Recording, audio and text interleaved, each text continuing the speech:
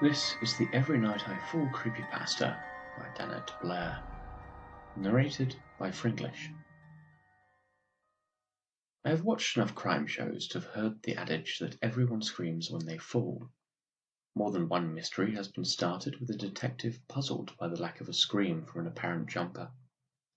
According to the cinema detectives, even a jumper will show a moment of remorse and scream in terror as they plummet. I have never questioned this wisdom until I began having the dream. The first few nights I barely noticed it. I went to bed at the usual time, just as I was drifting off, and I had a sensation of weightlessness, followed by me flailing my arms in an attempt to regain a grasp on gravity. I awoke gasping, but was able to quickly settle in for a regular night's sleep. I noticed after a few weeks that the time I spent having the sensation was increasing each night. It started off as no more than a mere few seconds, but by now it was nearly a minute. One night I was able to begin dreaming without waking with a start. For a few brief seconds I thanked the universe. Dark, still night enveloped me as my eyes adjusted, and I was eventually able to make out the sparse skyline. Massive skyscrapers rose like islands from out of a void. If any of them were firmly planted on solid ground, I could not see their origin. The most that squinting would allow me to make out was the outline of humanoid figures on their individual rooftops.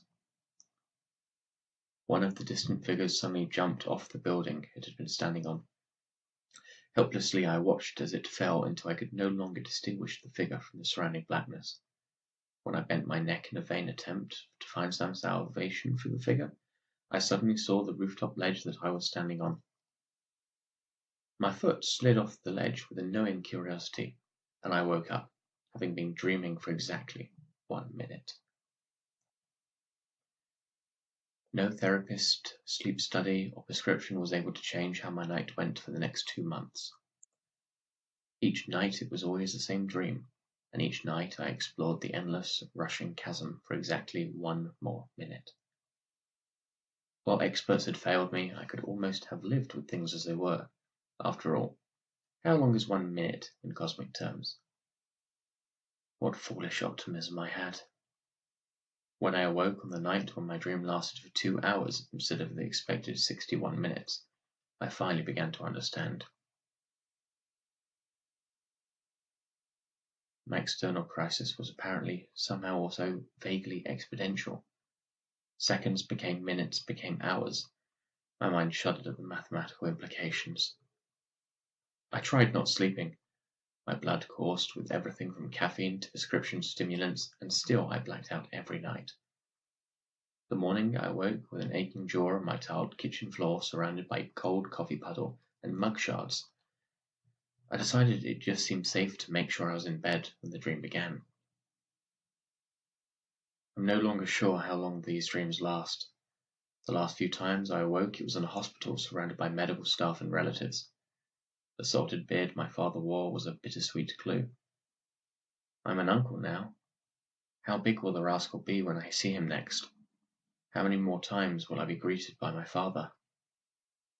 If I am to enjoy this day of freedom, I don't want to spend my brief pardon writing this message, even if I were to spend all my daylight hours writing.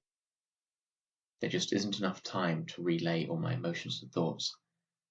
My thoughts are my only cellmates during the constant plunge, and in a sense, I am always surrounded. I pray, I remember, I reflect. Anything is better than asking myself questions. Why is this happening?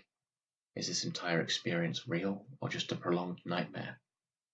Am I in a semi-lucid coma? Am I a jumper whose mind is battling between protecting me from the truth and facing the consequences of my actions? And if I'm falling, why can't I see the ground? If I'm dreaming, why can't I wake up? And if I'm awake, why can't I scream? That was the Every Night I Fall CreepyPasta by danatblair.